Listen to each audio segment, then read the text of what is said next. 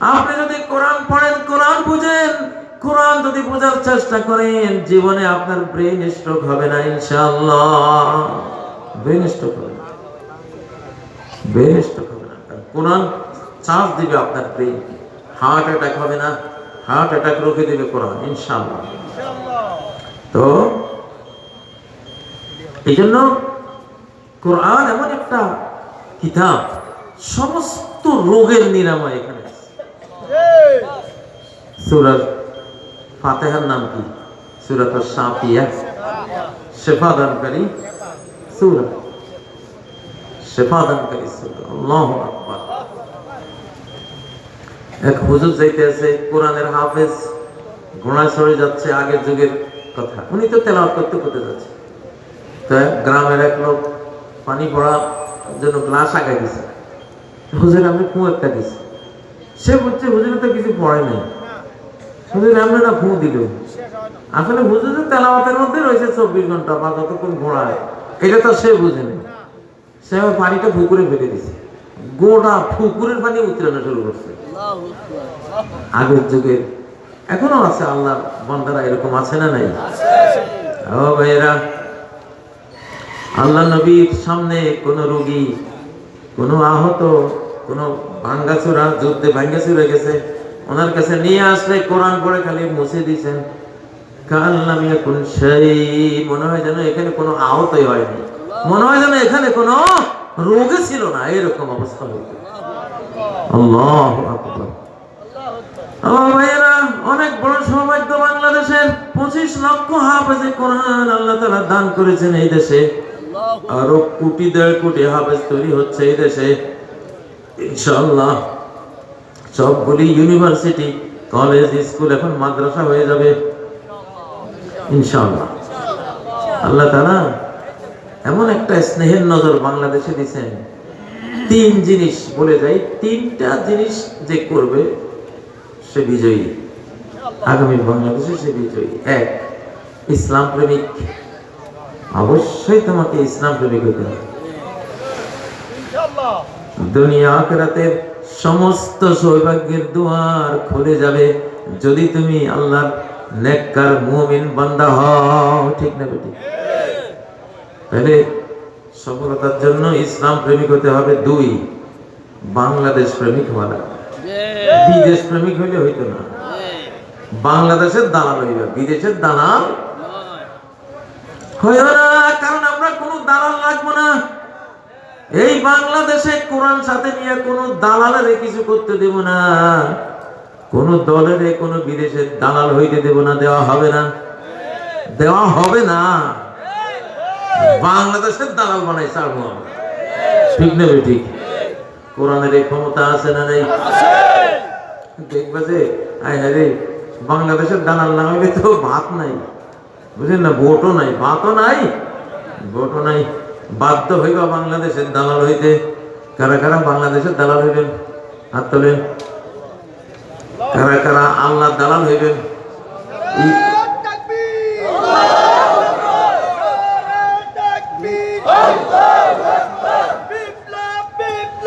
ইসলামী বিপ্লব,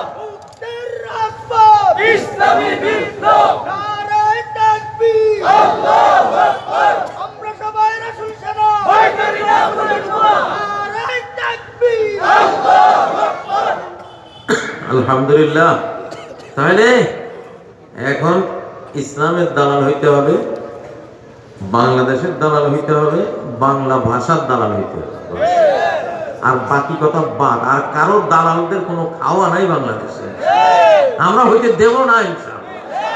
আমরা কোরআন হাতে নিয়া রব্বুল আলামিনকে সাথে নিয়া বলতেছি, দালালি আর করতে দেব না, ঠিক না বেটি? কইয়া ফেলাইছি ইনশাআল্লাহ, আল্লাহর উপর ভরসা কইরা। তাইলে ওগুলি বাদ দাও, বাংলাদেশের দালালি করো। আমাদের এই দেশ অনেক ভালো দেশ। এই দেশের জন্ম হয়েছে 1947 সালের 14ই আগস্ট, ঠিক না?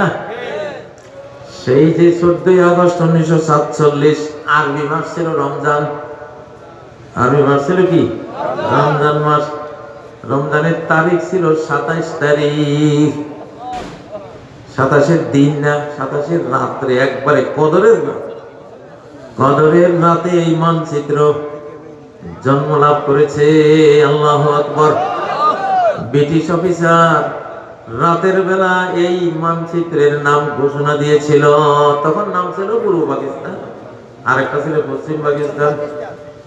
একটা মাত্র রাষ্ট্র কদরের রাতে আল্লাহ তাআলা সৃষ্টি করেছেন। সুবহানাল্লাহ। এই জন্যই তো কদরের রাতে কি নাজিল হয়েছিল? তাহলে কদরের রাতে জন্ম নেয়া রাষ্ট্রে সংবিধান হবে কোনটা? অবশ্যই কদরের রাতে নাজিল হওয়া কোরআন।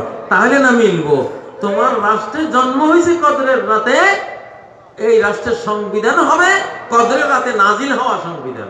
ঠিক না ঠিক? মানচিত্র জন্ম নিছে কদরের রাতে, এই মানচিত্রের সংবিধান হবে কদরের রাতে যেটা আইছে সেইটা, নাকি? তোর 72 ইয়া সংবিধানের খেতা কি লেগে আমরা, নাকি? হ্যাঁ, গোষ্ঠী কি লাগলে বাপ সব এগুলো দিয়ে আমাদের গোলাম বানাইছ, দাসী বানাইছ, ঠিক না? এগুলি এখন এক্সপায়ার, এখন ডেট ফেল, এগুলো দিয়ে আর চলবে না। আল্লাহ তাআলা তাইলে কোরআন এখন দেখা যায় তো, দেখা যায় তো, সামনে আরো দেখাবো ইনশাআল্লাহ। একটা একটা আয়াত উল্লেখ করে করে দেখাবো। দেখে আয়াত আমেরিকায় দেখা গেছে, এই আয়াত জাপানে দেখা গেছে, এই আয়াত বাংলাদেশে দেখা যাচ্ছে, এই আয়াত অস্ট্রেলিয়া দেখা গেছে, ঠিক না? কারণ সানুরিহিম, আল্লাহকে আমি দেখাবো। এখন তো শেষ পর্ব, তো এখন দেখার পর্ব।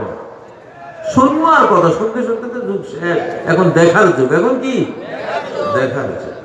আল্লাহ তাআলা কবুল করেন, আল্লাহ কবুল করেন।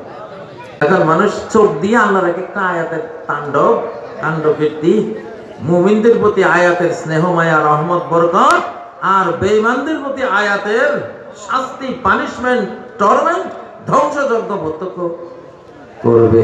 আলহামদুলিল্লাহ। এই সূরার শেষ আয়াতটা কি?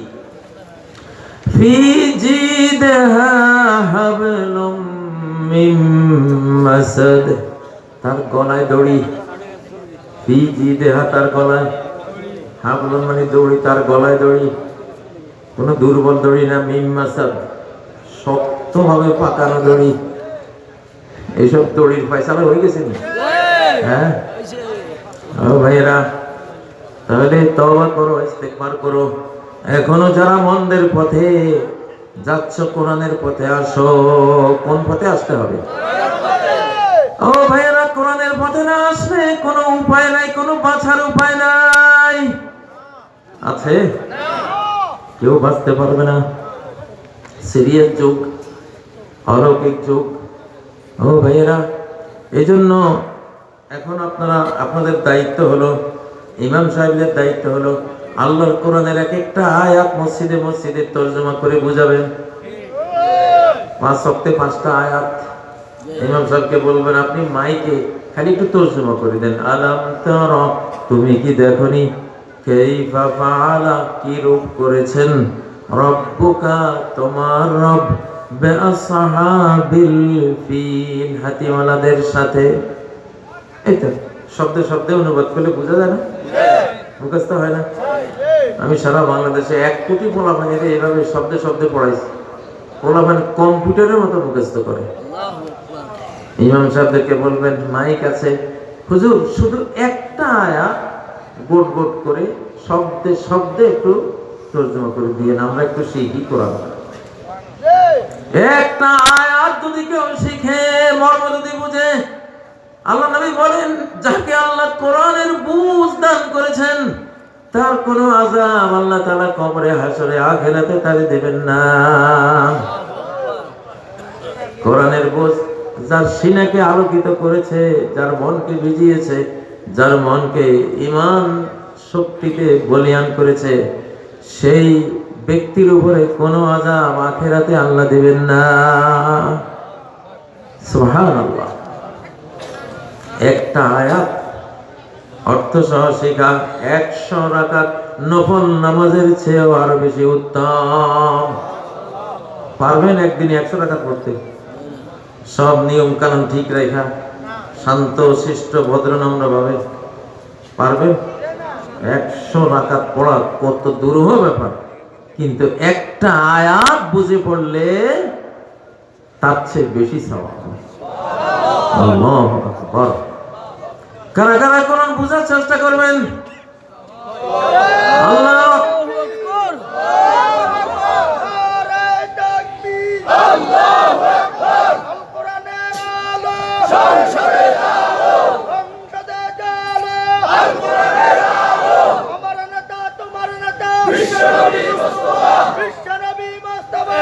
আমার নেতা তোমার নেতা রাসূল আছে যেখানে, আমরা আছি সেখানে। কোরআন আছে যেখানে, আমরা আছি সেখানে। আল্লাহর আইনকে সত্যে সত্যই। ও ভাইয়েরা, কোরআন শেখার ক্ষেত্রে বয়স কোনো বাধা নয়। উতলুবিল ইলমা মিনাল মাহদি ইলাল লাহদি। দোলনা থেকে কবর পর্যন্ত তুমি ইলম অর্জন করো। ওয়াকাত তাআল্লামা আসহাবুন নবী সাল্লাল্লাহু আলাইহি ওয়াসাল্লাম বাদা কিবারি সিন্নিহিম। নবীজি সাহাবীরা অধিকাংশ বুড়া ছিলেন, বয়স্ক ছিলেন। নবীজির নিজের বয়সও ছিল 40-এর বেশি, ঠিক না ঠিক? 40 থেকে শিক্ষা শুরু। আবু বকর, ওসমান, আলী, হযরত সালমানের বয়স ছিল 250 বছর। 250 বছর বয়স হয়েছে, কিন্তু তিনি কোরআন শেখা বাদ দেন নাই। কোরআন শেখার কোনো বয়স নাই। এটা এমন এক আশ্চর্য কিতাব, 80 বছর, 90 বছর, 120 বছরের বুড়েও সেরকম শিখতে পারবে যেরকম মুক্তবের 5 বছরের বাচ্চা শিখতে পারে। এটা কোরআনের মুজিজা। ওয়ালাকাদ ইয়াসসারনাল কুরআনা লিযযিকরি ফাহাল মিন মুদ্দাকির। আমি কোরআনকে শেখার জন্য বহু বহু সহজ করে দিয়েছি। আছো কি কোরআন শিখবে কেউ? আছেন কি আপনাদের মধ্যে? আল্লাহকে দেখান যে আল্লাহ আমরা কোরআন শিখবো। হাত নামান। আমি আমার মাহফিলে আমার নিজের একটা কথা বলি, আমি তো 36 দিনের হাফেজ। 36 দিনে আল্লাহর এই কোরআন, পুরা কোরআন বুকে নিয়েছি। আর প্রতি 7 দিনে একবার খতম করি। এই যে এখন গাড়িতে করে আইছি, গাড়িতে বসে বসে আমার আজকের যে 4-5 পারা 6 পারা আজকে শেষ করছি প্রতিদিন। কত সহজ লাগে, কত সহজ লাগে। আপনি যদি চেষ্টা করেন, আল্লাহ তাআলা বলেন যে আমি না তোরে সহজ করে দেব, তুই ডরাস না। আমি তোর লগে আছি না। সানুকরিউকা ফালা তানসা। আমি তোরে পড়াবো, তুই ভুলে যাবি না। তোর বয়স নাই, চিন্তা করিস না। কোরআন পড়লে মানুষ স্মার্ট, বুদ্ধিমান হয়। বোকা মানুষ বুদ্ধিমান হয় কোরআনের দ্বারা। বোকা মানুষ, বোকা ফলাফাইন বুদ্ধিমান হয়ে যায় কোরআনের। গবেট ফলাফাইন যারা ফেল করে, কোরআনের তর্জমা সব পড়ে দিলে দেখবেন সবগুলি রোল নম্বর 1, 2, 3 করে ফেলেছে। রংপুরের খোড়া গাছের এক মাস্টার কোরবান আলী একদিন আমারে বলতেছে যে হুজুর, আমার ক্লাসের একবারে পিছনের বেঞ্চে বসা কয়েকটা ফলাফাইন যেগুলো ইংরেজি বোঝে না, অঙ্ক বোঝে না, সায়েন্স বোঝে না, এরকম ফলাফাইন খালি ফেল করে। হঠাৎ আমি কিছুদিন পরে দেখলাম এই ফলাগুলি সব রোল নম্বর 1, 2, 3। ইংরেজিও বোঝে, অঙ্ক বোঝে, সায়েন্সও বোঝে। কিরে জিজ্ঞাসা করলাম, ডাইকা তোরা না গবেট মার্কা ছিলি, তোরা হঠাৎ কি হইলো, কার কাছে পড়াস তোরা? না তো আমরা তো কারো কাছে পড়ি না। মিথ্যা কথা বলিস।